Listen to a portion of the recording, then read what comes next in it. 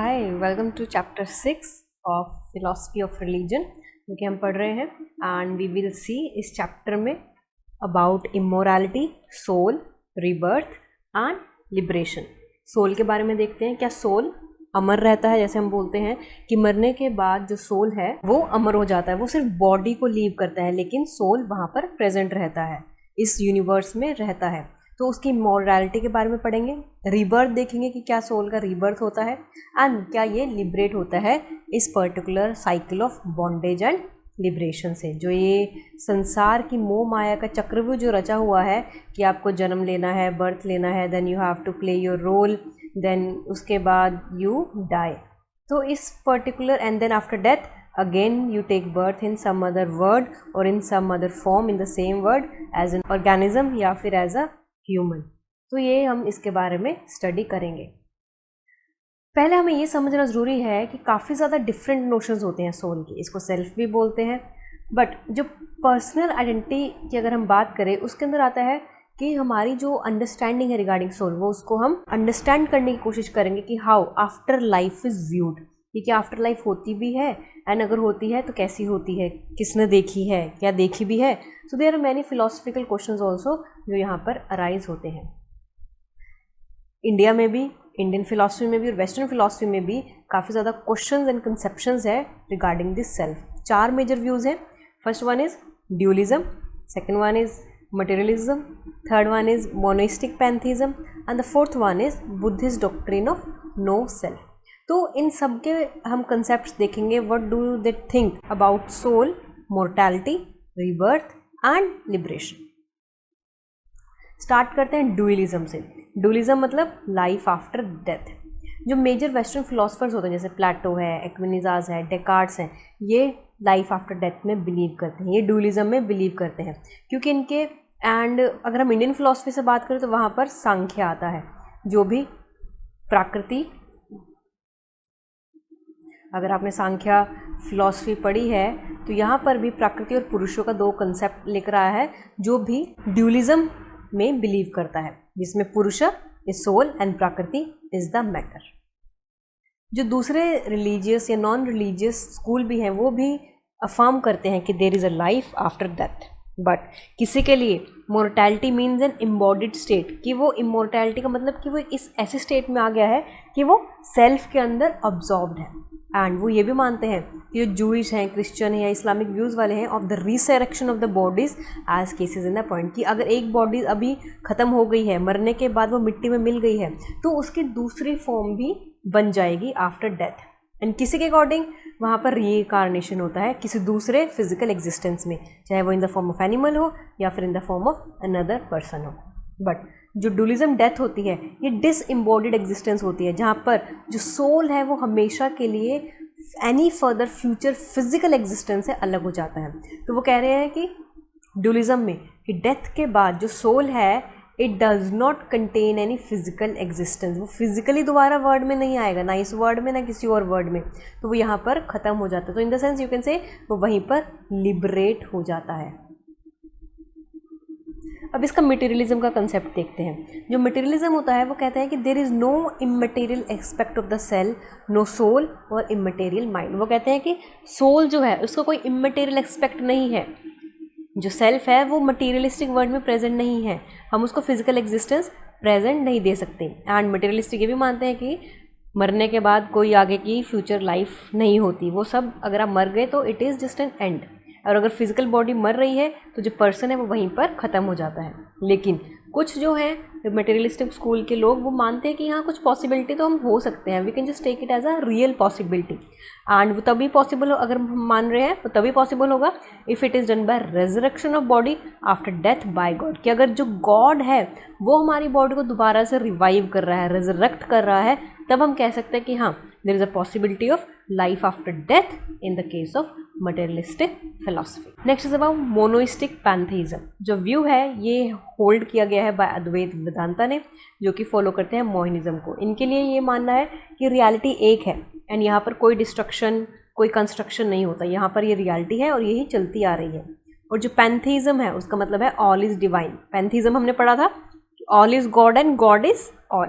तो अगर हम अद्वैत वेदांता की बात करें तो यहाँ पर ये बात करते हैं अल्टीमेट रियलिटी की। वो कहते हैं कि जो अल्टीमेट रियलिटी है वो तो किसी भी पर्सनहुड से ऊपर है ना।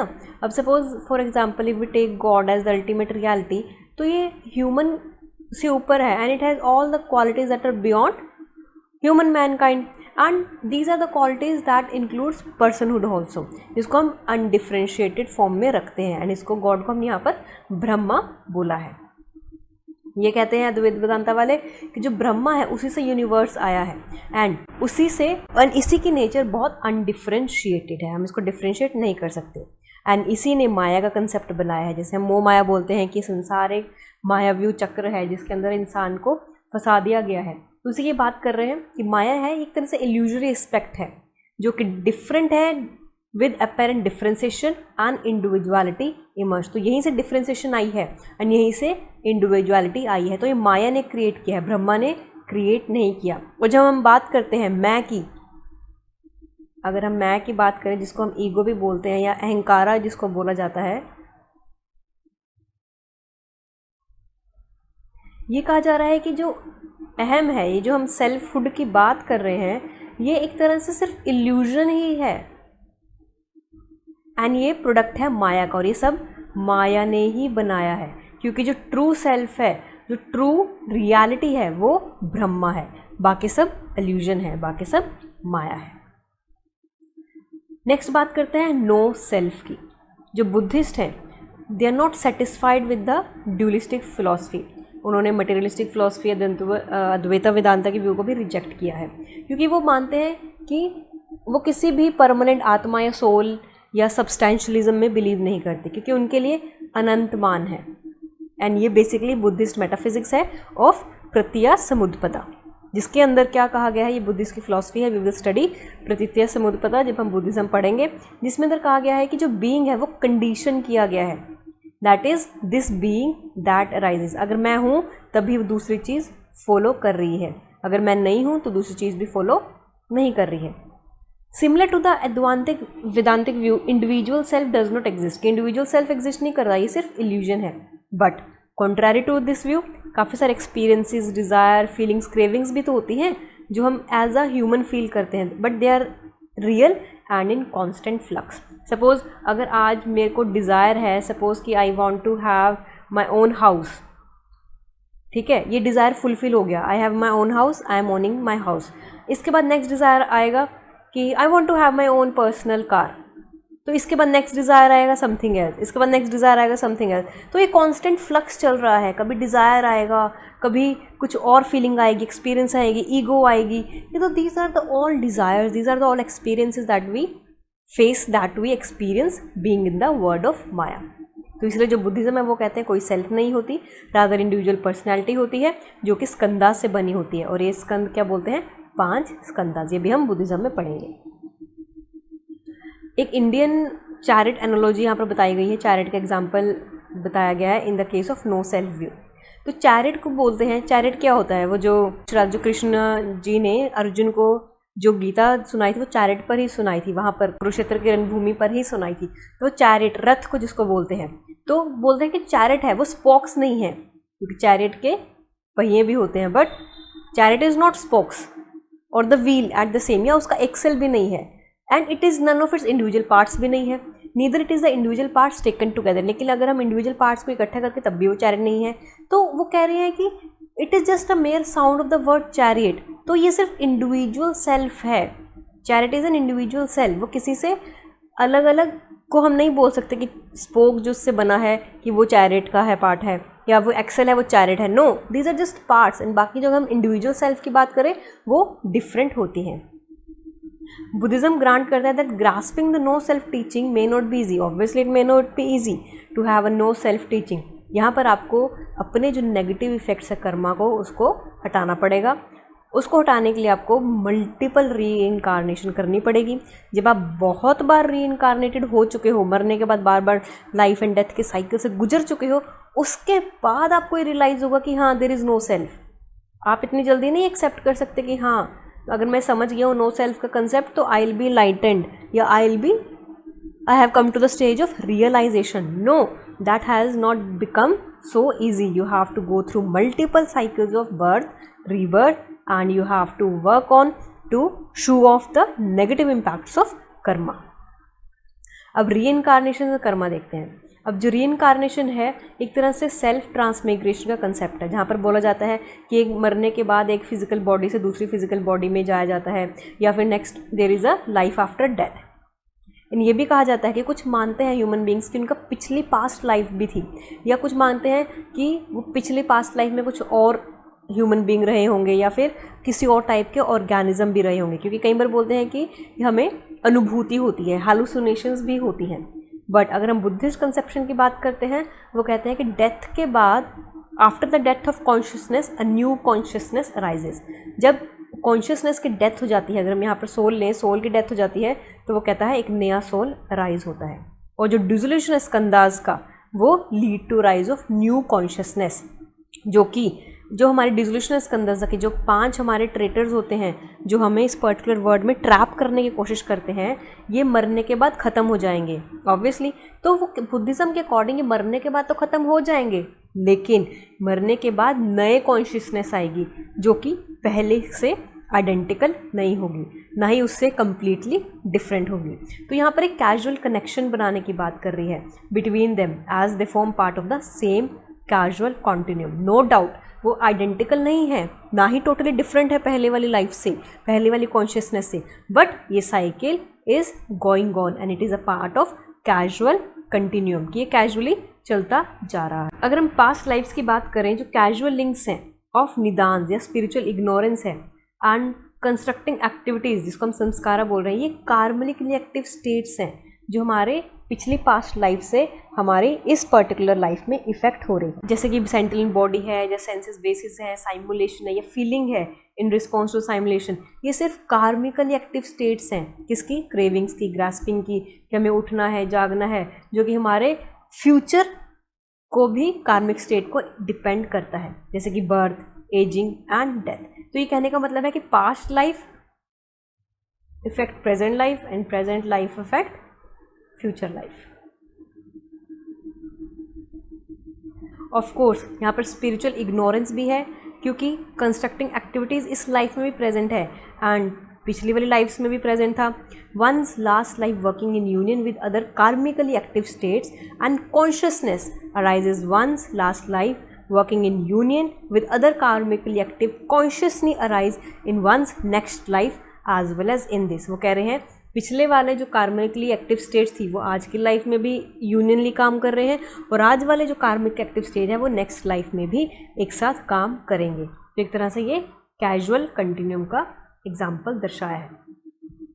अगर हम रिकार्नेशन की बात करें, रिकार्नेशन कंसेप्ट होता है with the concept of Karma. वो यही कहा गया है कि अगर आप अच्छे कर्म करोगे तो आपको बोला जाता है ना कि अगर आप अच्छे कर्म करोगे तो मे बी आप नेक्स्ट जन्म में दोबारा इंसान बन सकोगे, अगर आप बुरे कर्म करोगे तो आपको जीव जंतुओं की प्रजाति में डाल दिया जाएगा. जो आइडिया है that we reap the good and bad consequences of our actions. तो जो भी हम गुड या बैड अचीव कर रहे हैं ये हमारे एक्शन का ही रिजल्ट है, या तो इस लाइफ में या फिर अगली लाइफ में. लेकिन जो अफर्म करते हैं कि ये रिकार्नेशन कर्मा एक दूसरे इंटरलिंक है, वो वेस्टर्न व्यू वाले थोड़ा सा इनको डिफ़िकल्टी होती है, क्योंकि उनके लिए अनफेयर है ये मानना कि अगर एक ही बच्चा, अब एक चाइल्ड बॉर्न हुआ है, एक तो हेल्दी फैमिली में बॉर्न हुआ है और दूसरा बच्चा किसी सिक या पुअर फैमिली में बॉर्न हुआ है इन वेरी क्रूअल इन्वायरमेंट, तो अगर क्रिएटर इज़ द गॉड, वो इन दोनों पर्सन्स को इस वर्ड में लेकर आया था, तो यहाँ पर इतनी सारी डिस्टिंग्विशंस क्यों हैं? यहाँ पर उसने एक के प्रति लव और दूसरे के प्रति अनजस्ट बिहेवियर क्यों शो किया हुआ है? एंड क्या हम ये माने कि जो 2 बच्चे हैं ये अपने एक्शंस का जो उन्होंने प्रीवियस लाइफ में, प्रीवियस बर्थ में फेस किया, ये उसकी वजह से आज कॉन्सिक्वेंसेस अपने बियर कर रहे हैं? तो यहाँ पर जस्टिफिकेशन प्रोवाइड करने का कोशिश किया गया है by this particular example of reincarnation and karma, कि what we reap what we sow. जो हम बोते हैं हम वही काटते हैं, कि अगर हम पास्ट कर्मा में अपना कुछ गलत काम करके आए हैं तो नेक्स्ट जन्म में हम उसका कॉन्सिक्वेंस ज़रूर भुगतेंगे. तभी बोलते हैं कि अपने कर्म सही रखो, सही राह चुनो, और अपने आप से आपकी कोई गलती नहीं होनी चाहिए. You should not be in self guilt, rest everything will follow. Immortality of soul या प्रॉब्लम ऑफ इमोर्टैलिटी. अब सोल के ऊपर आते हैं कि what is the concept of this, कि क्या सोल भी इमोर्टल होता है या इसकी प्रॉब्लम क्या है? काफ़ी सारे सेंसेस है जहाँ पर इमोर्टैलिटी को यूज़ किया जाता है. यहाँ पर अगर हम सेंस प्रॉब्लम की बात करें, बोला जाता है कि endless duration of personal existence of the individual with the prospect of the infinite enrichment of the personality. Obviously हमारा जो अभी इन्फानाइट ही चल रहा है ना, ये word is infinite, whether I exist today और whether I does not exist, it would not matter to this whole word. So एक तरह से वही बताया जा रहा है कि जो इंडिविजुअल पर्सनैलिटी है with its present memory and person, ये कंटिन्यू करती रहेगी एंड इन्फिनाइट ड्यूरेशन तक रहेगी, ताकि हम अपना जो पर्पस है उसको फुलफिल कर सके, ताकि हम अपने कर्म को सुधार सके। तो यहाँ पर बताया गया है जो मैन के पर्पसेस हैं, there is no limitations to that. Obviously man के पर्पस को there is no limitation to that, you can do anything you want. Today we are going to the moon, today we are going to the Mars, today we have gone to the depth of the oceans also. So it is just the human capability that you can do whatever you want to do. But one thing that is man is mortal, but man is limited. But जो man activities कर सकता है, these are unlimited. So that is the concept. तो यहाँ पर king of immortality का बताया है, जिसको हमने पर्सनल एंड नॉन पर्सनल में डिवाइड किया है। पर्सनल में फिजिकल भी आता है, नॉन फिजिकल भी आएगा, एंड उसके बाद फिजिकल के आगे कंडीशंस भी आएंगे, नॉन कंडीशंस भी आएंगी। नॉन पर्सनल में सोल, बायोलॉजिकल इम्पैनल आएगा, जो कि निर्वाणिस्ट एंड नॉन निर्वाणिस्ट में आएगा। अब इमोर्टैलिटी फॉर थीज़म देखते हैं। जो लोग थीस्ट हैं उनके अकॉर्डिंग इमोर्टैलिटी क्या है? Immortality is concern with the conservation of individuals as substantive beings. वो कहते हैं कि इमोर्टैलिटी वो है कि इंडिविजुअल को कंजर्व किया जाए एज अ सब्सटैंटिव बीइंग, क्योंकि रिलेटिव इंडिपेंडेंस है इंडिविजुअल पर्सनैलिटीज़ की and the existence of God as living being are bound up together. ये एक तरह से एग्जिस्टेंस ऑफ गॉड एंड जो इंटरडिपेंडेंस है ह्यूमन पर्सनैलिटीज़ का between the existence of God, ये एक तरह से प्रेजेंट है। यहाँ पर काफ़ी सारे आर्ग्यूमेंट्स दिए गए हैं कि कैसे जस्टिफाई किया गया है about the immortality of soul. जो गॉड है थेइज्म का, obviously God is a creator, इसमें से ही out of his love he has created this particular universe and उस यूनिवर्स से उसने क्रिएचर्स को राइज किया है जो कि मोल्ड किए गए हैं सोल्स में। एंड ये जो सोल्स हैं ये फिट पर्सन्स तभी होंगे अगर ये डिज़र्व करेंगे fellowship of the holy God और to enter the kingdom of God, जो कि एक क्राइटेरिया के बेसिस पर डिफाइन किया गया है if you follow the morality वाला पाथ। ऑफ कोर्स यहाँ पर जो इवोल्यूशन प्रोसेस है क्रिएशन का वो स्मूथ नहीं हुआ है सोल्स का, क्योंकि काफ़ी ज़्यादा जद्दोजहद के बाद ये लाइफ आई है अर्थ के ऊपर, एंड जिसके बाद काफ़ी रूट्स तो डेड एंड्स पर भी गए हैं, काफ़ी स्पीशीज़ भी तो एक्सटेंट हो गए हैं, लेकिन लास्टली जो मैन है वो सर्वाइव किया है because of his reason, because of his will and because of his ideals. अगर यूनिवर्स ने क्रिएट किया है then what is its aim for making the souls, क्या पर्पस क्या है सोल को बनाने का? तो फिर then they should be allowed to perish after they have once emerge. तो मतलब अगर ये इनको क्रिएट कर दिया है तो now will they end, will they perish with the time? तो यहाँ पर जो क्वेश्चन है, दो कंसिडरेशन यहाँ पर ली गई है कि नो पर्सन, कि कोई भी पर्सन जितना मर्जी ग्रेट हो, सक्सेसफुल अपने करियर में, ये जितना मर्जी उसने अचीव किया हो, ये जितनी मर्जी पर्पसफुल एक्टिविटी की हो, has no more grounds to cover. एक टाइम के बाद तो कोई और ग्राउंड वो कवर नहीं कर पाएगा। जैसे कि न्यूटन है, कांट है, गांधी है, इनके पास बहुत ज़्यादा एम्पल रूम था फॉर पर्पसफुल एक्टिविटी, चाहे जितना मर्जी पर्पसफुल एक्टिविटी है, but they have to die, that death is the ultimate reality. Second justification ये दी जाती है जो क्रिएटर है इस यूनिवर्स का, ये सुप्रीमली गुड है ऑब्वियसली एंड इन्फानाइटली इंटेलिजेंट भी है। वो किसी भी सेंट, सेज, साइंटिस्ट या किसी भी पर्सन को मरने भी नहीं दे सकता अगर कोई अच्छा बंदा है। तो फिर जब गॉड इज़ गुड है तो फिर वो अच्छे इंसानों को क्यों मार रहा है? तो यहाँ पर वो यही कह रहे हैं the task of the hands at the hands of the man is infinite but the time allowed on the earth is extremely finite. Obviously man अपनी लिमिट में कुछ भी कर सकता है, there is limitless, it is endless, but man के पास जो टाइम है वो बहुत लिमिटेड है, वो बहुत फाइनाइट है। तो ये बात बोल रहे हैं कि जो अगर हम कंजर्व नहीं करते इन सेंट्स को या शेड्स को, तो गॉड तो एक तरह से डिवाइन प्ले बॉय हो गया ना, कि यार वो तो अपनी मर्जी से खेल रहा है बस ऊपर बैठ के, एंड अबॉटेड आर्टिस्ट हुआ। But therefore God lives in the perpetual giving of himself in his finite characters, and if his perpetual creative act is not a child play then finite person somehow must be preserved। तो वो कह रहे हैं कि अगर God यहाँ पर 2 view points की बात की गई है, ध्यान से सुना। वो कहते हैं कि अगर भगवान is good, if God is good, तो फिर उसको सेंट्स और जो भी अच्छे सेजेस हैं उनको प्रिजर्व करना चाहिए। अगर वो प्रिजर्व नहीं कर रहा तो क्या भगवान he is just a divine play boy, he just playing with all of us. अगर God lives in the perpetual giving of himself, अगर वो बता रहा है कि मैं अंश हूँ या मैं प्रेजेंट हूँ through this sages, through this saints, because they are the follower of God, वो प्रमोट करते हैं कि हाँ आइडियोलॉजीज़ को to do good, to do moral conduct, या एथिकल कंडक्ट करो, एथिकल पार्ट पर चलो। तो अगर God lives in this perpetual giving of himself finite characters में, तो फिर वो इनको क्या खेल रहा है कि उनकी भी डेथ कर रहा है, जो उसी को प्रमोट कर रहे हैं। अगर ये चाइल्ड प्ले नहीं है, if it is not the child play of God, then these finite persons, that is saint, sages, they should be preserved. तो हमें उनको बचाना चाहिए। तो गॉड का पर्पस देखते हैं, यहाँ पर समझने की कोशिश करते हैं। जो if the end of life mind and spirit taken true, then the very purpose of God of them will be frustrated. अगर हम मान लेते हैं कि अगर लाइफ का एंड हो रहा है या माइंड या spirit is taken as true, तो गॉड का तो पर्पस ही फ्रस्ट्रेट होगा ना यार। Then what is the purpose of God, जब ये सब चीज़ें होनी है।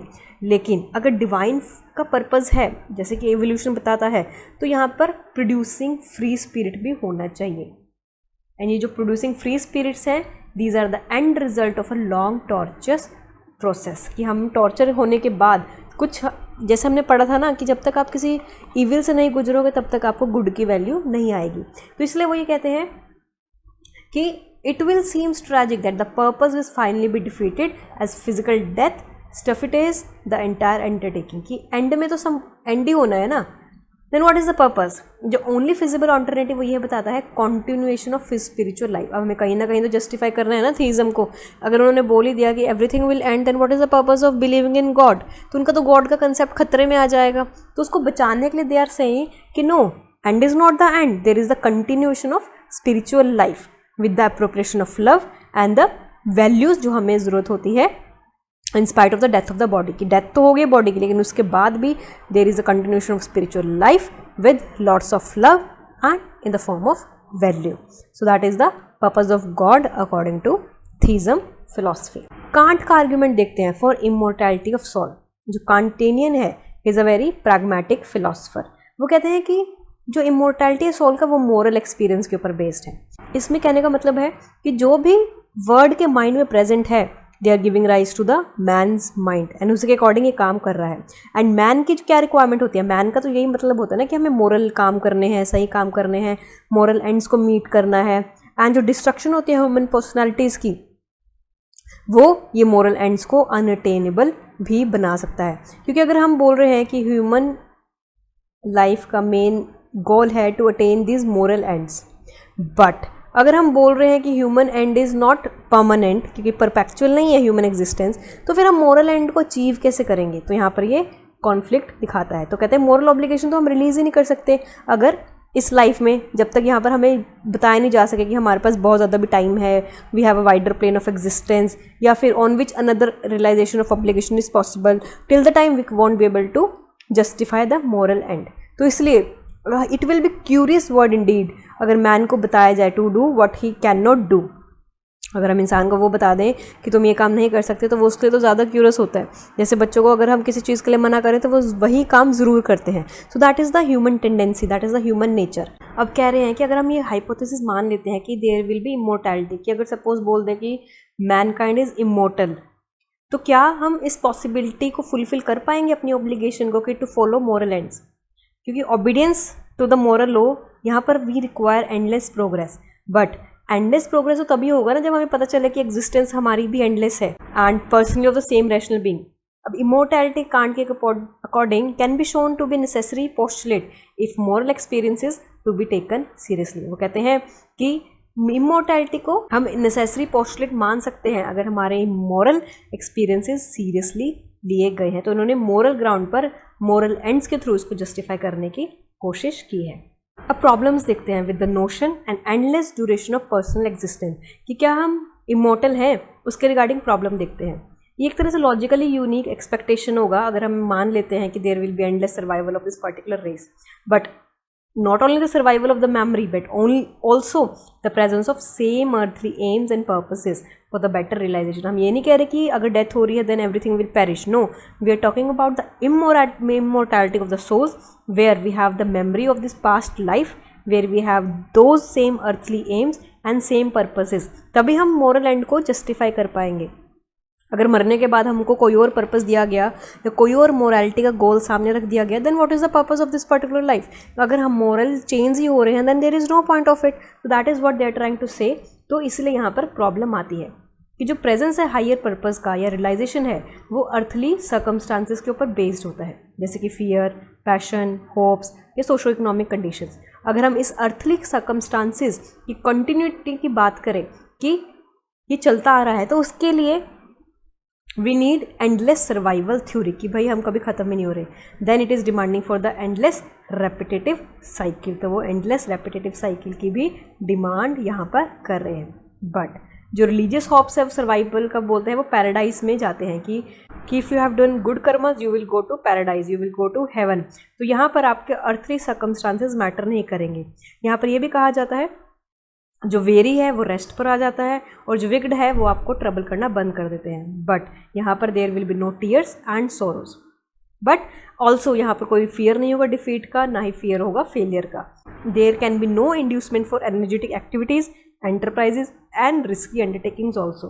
तो यहाँ पर to become a soul an individual has to be free and freedom has no meaning unless also there is a possibility of choosing the wrong.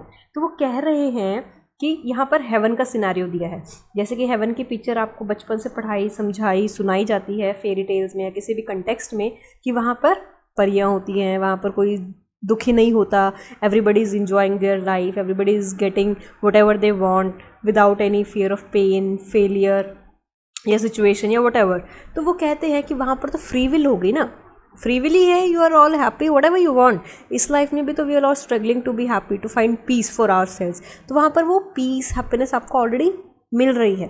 तो पॉइंट वो ये जस्टिफाई करने की कोशिश कर रहे हैं when there is a free will, तो then what is the point. जब तक हमारे पास पॉसिबिलिटी ही नहीं है, फ्री विल का कंसेप्ट तो हम तब बोलेंगे ना कि हमारे पास ऑप्शन हो, बट वहाँ पे तो कोई ऑप्शन ही नहीं है। तो ऑप्शन तो तब आएगा ना जब हमारे पास फ्री विल है and we have the option to choose between right and wrong. जब वहाँ पर रॉन्ग है ही नहीं, सब कुछ राइट ही है, then what is the concept for free will. तो ये बोल रहे हैं कि इट हैज़ नो मीनिंग, क्योंकि वहाँ पर हमारे पास चॉइस ही गिवन नहीं है of choosing the wrong thing. इसके लिए जो इंडियन थिंकर्स हैं they have talked of release from the change of endless births and cycles. उन्होंने यही बोला है कि हमें इसके जंजाल से, जो cycle, birth cycle, death cycle जब चल रहा है, we need to get out of it. For them जो एंडलेस चेंज है ये इम्परफेक्शन को दर्शाती है and continuation of sorrow then हो, कि अगर आप इस जन्म के बाद you are going to death, उसके बाद आपको दोबारा रीबर्थ हो रहा है, देन उसके बाद you are again living the life, उसके बाद फिर death, then again you are into that bondage and liberation cycle, then again death, then again rebirth. तो ये जो साइकिल है ये बोल रहे हैं कि ये इम्परफेक्शन को दर्शाता है। It is not something perfect, ये इम्परफेक्शन को दर्शाता है। आप ये मत समझो कि अब you have attain something that is why आपका रीबर्थ हो रहा है, no, that is the state of imperfection and ये सोरो को कंटिन्यू करता है, सोरो को दर्शाता है रादर देन होप। तो इसके कंक्लूजन में कांटे ही बोलते हैं जो होप है पर्सनल इम्पोर्टैलिटी की, ये सिर्फ बिलीफ में ही पाई जाती है, बिलीफ में ही ये परफेक्ट हो सकती है एंड बेनोवलेंट हो सकती है एंड अ क्रिएटर गॉड हो सकती है। जो होल कंसिडरेशन है वो यही इसी पर बेस्ड है कि God is a perfect being, इसी ने क्रिएट किए हैं क्रिएचर्स को, that will ultimately grow into the capable of fellowship with God, and once they emerge, how can allow such particular fellowship persons to perish। तो यहाँ पर भी question किया गया है, अगर भगवान ने ही अच्छे लोगों को बनाया है तो उनको वो क्यों ख़त्म करेगा, क्यों उनको डेथ दे रहा है, then they should be immortal. तो दैट इज ऑल्सो क्वेश्चनेबल। अगर गॉड किसी पर्टिकुलर पॉसिबिलिटी की वैल्यू करता है, then who allows value making and value realizing beings to cease for no good reason is a guilt of crime। लेकिन अगर हम बोल रहे हैं कि गॉड, सपोज यहाँ पर हम एग्जांपल ले रहे हैं सेंट का, जिसके अंदर बहुत पोटेंशियल है, वैल्यू पॉसिबिलिटीज़ है, वैल्यू मेकिंग है या वैल्यू को रियलाइज कर रहा है, तो गॉड अगर इनको ख़त्म कर रहा है, if they are the beings that are no longer there, तो then it is a guilt of crime ना यार। आपने इतना अच्छा इंसान बनाया, you have created this beautiful human and you are making the man mortal, then it is a guilt of crime, you are doing a crime, you are committing a crime here. तो यहाँ पर strong case उनके लिए आता है जो मानते हैं that would find no reason for immortality might disbelieve in God. अब जिन लोगों को इमोर्टैलिटी का कोई रीज़न नहीं मिलता, जो मानते ही नहीं कि इमोर्टैलिटी एग्जिस्ट करती है, they believe that yes human existence is mortar, तब वो गॉड में बिलीव नहीं करते। लेकिन जो फिलोसफिकल आर्ग्यूमेंट है वो एडवांस है थोड़ा, वो बिलीव करता है internal life of values then for the survival of impersonal mortality. क्या मतलब है? अब देखो गांधी जी है, Gandhi ji he was also a human being. अब गांधी जी नहीं है तो that means he was mortal, but according to the concept उस गॉड को तो उनको जिंदा रखना चाहिए था ना। वो अगर हम उनकी अच्छी बातों को ले, everybody has their pros and cons. अगर we take about his philosophy of non violence, satyagraha, ये तो सच थी ना फिलोसफी, दीज आर वैल्यूएबल। तो वो कह रहे हैं कि अगर गॉड सही है तो उनको तो गांधी जी को मारना ही नहीं चाहिए था, Gandhi ji should be alive आज तक भी, क्योंकि he is a value based person. But यहाँ पर हम फिलोसफिकल पॉइंट ऑफ व्यू से देख रहे हैं तो उसमें ये कहना है कि हम पर्सनल एग्जिस्टेंस की इमोर्टैलिटी की बात नहीं कर रहे, हम उसके वैल्यूज़ के इमोर्टैलिटी की बात कर रहे हैं कि गांधी जी तो मर गए एज अ पर्सन, बट उनकी देखो वैल्यूज़ तो आज तक जिंदा हैं। ये कोई भी फिलोसफी जो राइटर है उनकी वैल्यूज़ तो आज तक है। न्यूटन है, ही इज़ डेड, आइंस्टाइन है, he is dead, but his values, contribution to the maths, that is still relevant, वो तो आज जिंदा है ना। So we are talking about that particular immortality of values. सो यही वो बोल रहे हैं कि the difficulty my friends is not to avoid death but to avoid unrighteousness, for that comes faster than death. कि वो डेथ से भी जल्दी जो आती है वो अनराइटियसनेस आती है। जैसे कि हम बोलते हैं गलत चीज़ें हमें बहुत जल्दी अट्रैक्ट करती है, नेगेटिव चीज़ें बहुत जल्दी अट्रैक्ट करती है, तो हमें इनसे बचना है, ना कि डेथ से बचने के रास्ते ढूंढने हैं। एंड ये किसने बोला था? ये सोक्रेट्स ने बोला था जब वो मरने वाला था।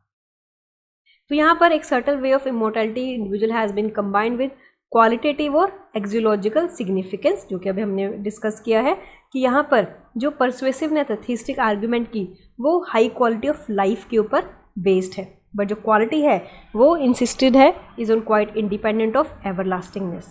The eternity of truth, beauty and goodness is confuse with the enduringness of the body. कि वही कि हम सोच रहे हैं कि हमारी बॉडी कंटिन्यू करेगी, but no, we are talking about the continuity of truth, beauty and goodness. तो इसलिए जो थीज़म है वो होल्ड करता है life of faith, obedience to God until death, कि आप अपना सही काम करो, भगवान की पूजा अर्चना करो, भगवान के प्रति ओबीडियंट रहो, लॉयल रहो, राइट पाथ को फॉलो करो एंड राइटियसनेस काम करो जब तक आपकी डेथ नहीं हो जाती। लेकिन कुछ प्लेसेस पर यहाँ पर लैंड ऑफ क्वालिटेटिव लाइफ भी कहा गया है इमोर्टैलिटी को। तो यहाँ पर ये भी बोला गया है अगर आप ये राइटियस पाथ फॉलो कर रहे हैं then you are having a life of quality and then you are immortal, including the idea of physical existence. तब आपकी फिजिकल एग्जिस्टेंस की भी वैल्यू की जाएगी। अगर आपने कुछ काम ही नहीं करा, अगर आप गलत रास्ते पे काम करें तो nobody will appreciate you, everybody will be against you. So that is why the concept of immortality we are talking about in terms of quality.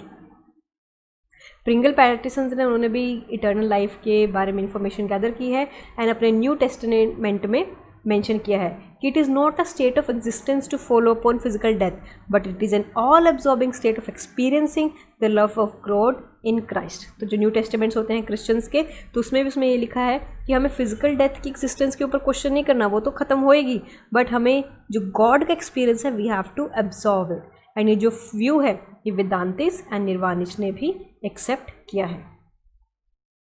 जो प्रॉब्लम है इमोर्टैलिटी की is one of eternal values. Obviously it means eternity which means timeless which is above the risk of change, or maybe eternity which has been realized through and in line by an adventure of creations thus into open opportunities।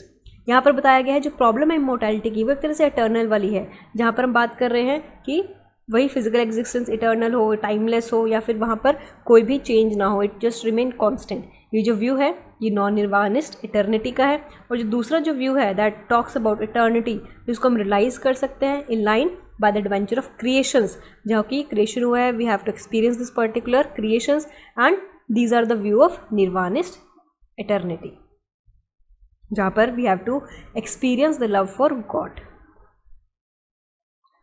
अब metaphysical और non nirvanist immortality के बारे में देखते हैं। जो non निर्वाणिस्ट वाले लोग हैं उनके मानना क्या है।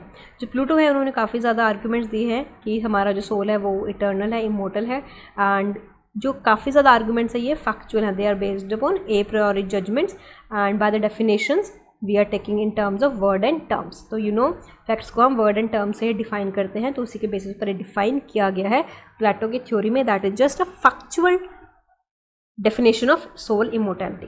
तो इनके अकॉर्डिंग, प्लेटो के अकॉर्डिंग वो बोल रहे हैं कि सोल इज सिंपल, हमारा सोल बहुत सीधा साधा है कि ये ख़त्म नहीं हो सकता, डीकम्पोज नहीं हो सकता, एंड अगर ये डीकम्पोज हो गया तो ये eternal soul being simple is eternal, कि हमारा जो सोल है ये डीकम्पोज नहीं हो सकता।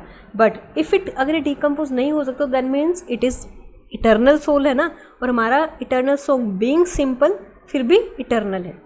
सोल इज सेल्फ मूड, ये सोल कभी रेस्ट पर नहीं आता, ये हमेशा चलता रहता है। And one thing that will come to rest to which motion is imparted from outside.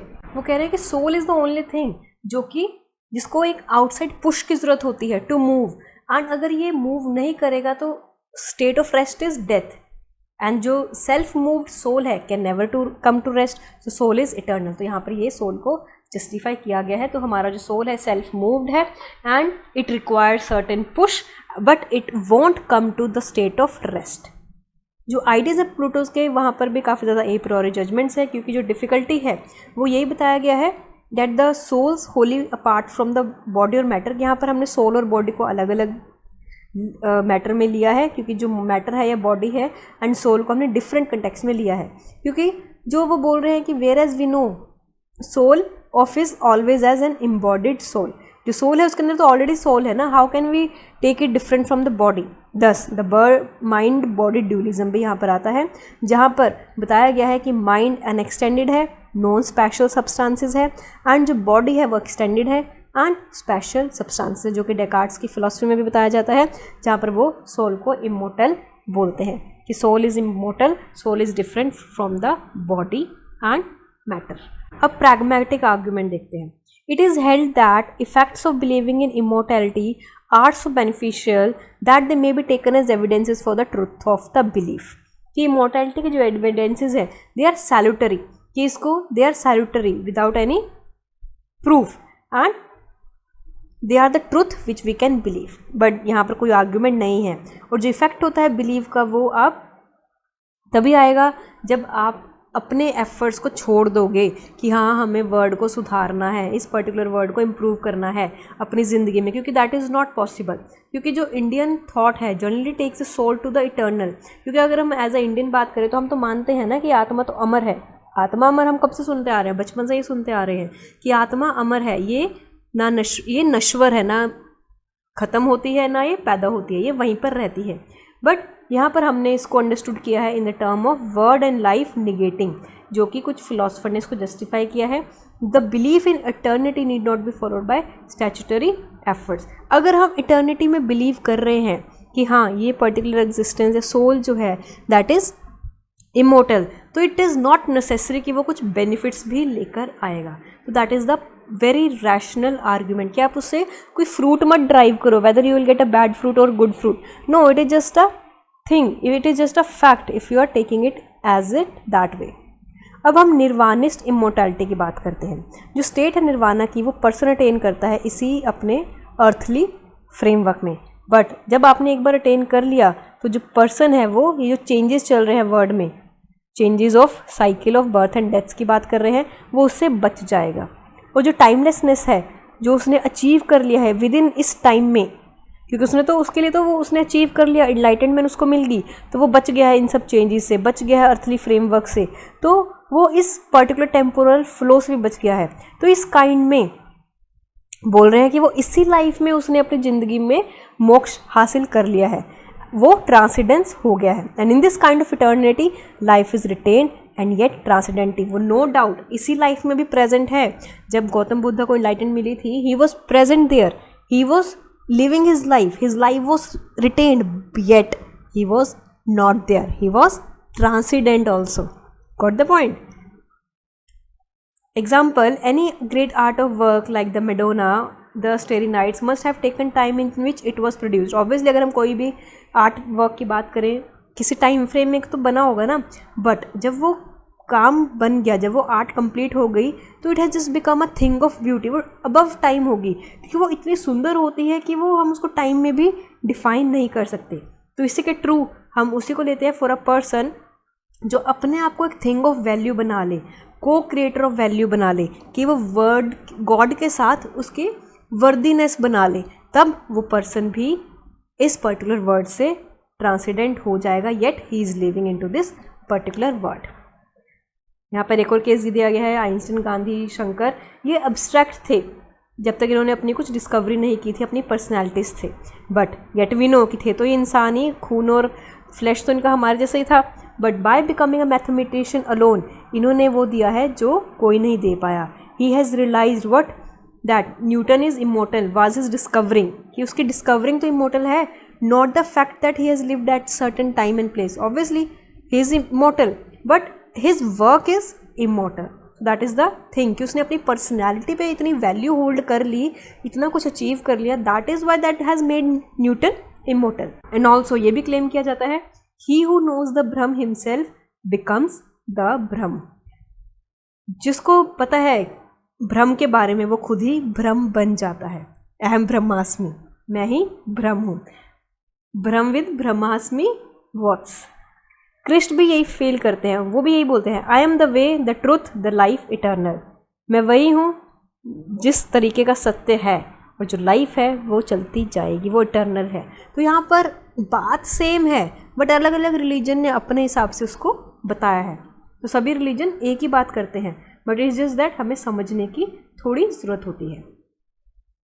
जो असर्शंस है ये रिलीजियस हैं एंड कन्विक्शनली ट्रू भी है। अगर हम रिलीजन की बात करें, अगर हम स्पिरिचुअल एडवेंचर्स की बात करें, जो इन रिलीजियस ट्रूथ्स के पीछे जाते हैं वो टाइमलेसली ट्रू बन रहे हैं, इस पर्टिकुलर एक्सीडेंटल फ्रेमवर्क के बाहर हो जाते हैं, इस पर्टिकुलर साइकिल और बर्थ के बॉन्डेज एंड लिबरेशन के साइकिल से भी वो आज़ाद हो जाते हैं, जैसे कि होता है in the cases of sages, शीड्स and profits.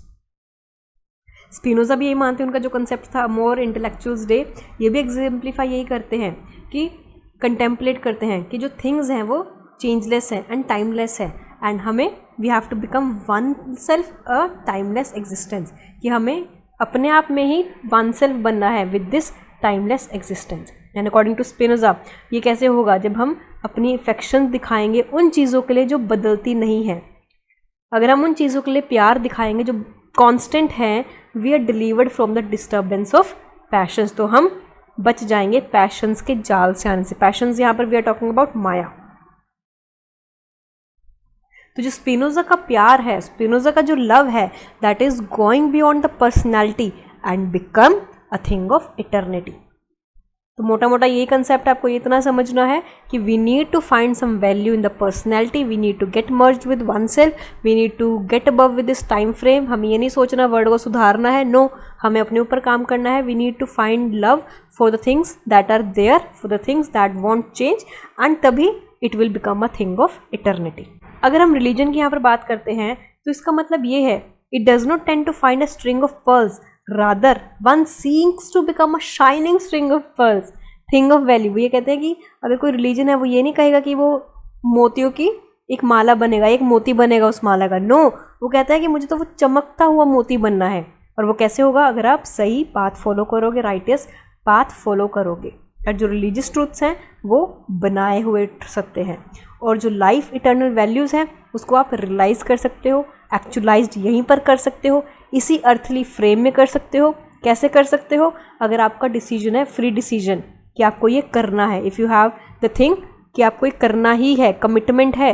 अगर आपको यूपीएससी निकालना ही है, एक बार में नहीं हुआ, एक अटेम्प्ट में नहीं हुआ, कोई बात नहीं, दूसरे अटेम्प्ट में हुआ, दूसरे अटेम्प्ट में भी नहीं हुआ, कोई बात नहीं, we'll give third try, third में भी नहीं हुआ, वील गिव फोर्थ ट्राई, कभी तो होगा, कभी तो होगा। अगर आप कंसिस्टेंट एफर्ट दे रहे हो, अपना बेस्ट दे रहे हो, ऑनेस्ट एफर्ट दे रहे हो, लॉयल्टी शो कर रहे हो, कंसिस्टेंसी शो कर रहे हो, डिटर्मिनेंट शो कर रहे हो, तो कभी तो होगा। इसीलिए आप कुछ भी कर सकते हो, it just need your free will, your free decision, your commitment to do it.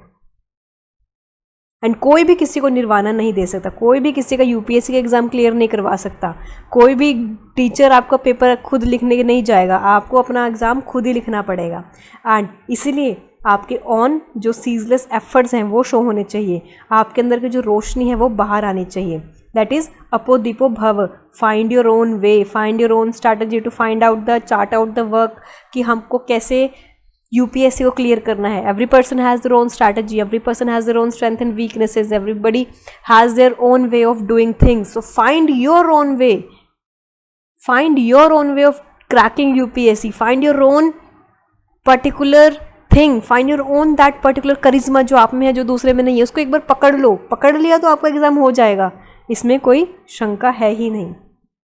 क्योंकि जो अपो दीपो भव है, फाइंड योर ओन वे, ये लास्ट वर्ड्स थे गौतम बुद्धा के. एंड दिस निर्वाणा जो आप अटेन करोगे उसके बाद, वो ना ही सेल्फिश होगा ना ही अनसेल्फिश होगा, वो सेल्फलेस होगा अगर हम लिटरल सेंस में बात करें. तो यहाँ पर समझ रहे हो कितना डीप मीनिंग है एक छोटे से कंसेप्ट में, कि आपको बस अपना एफर्ट देना है, और जो रिजल्ट होगा जब आप IAS ऑफिसर बन जाओगे उस टाइम पर आप सेल्फिश भी नहीं होगे.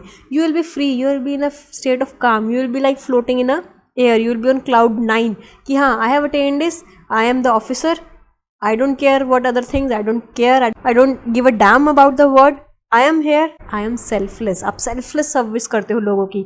आप ये नहीं लोगों की सोच के सेवा करते हो कि वो मेरे को क्या देगा. नो, वो कंडीशन नहीं आती. आप सेल्फलेस अपना लव भी शो करते हो. So that is a thing we are talking about in this particular philosophy, and that was all about this particular chapter. It was a very interesting chapter. मैंने तो बहुत इन्जॉय किया. I hope आपने भी enjoy किया होगा. So thank you very much and all the best for your preparation. पढ़ते रहिए, लगे रहिए एंड निकाल दीजिए पेपर.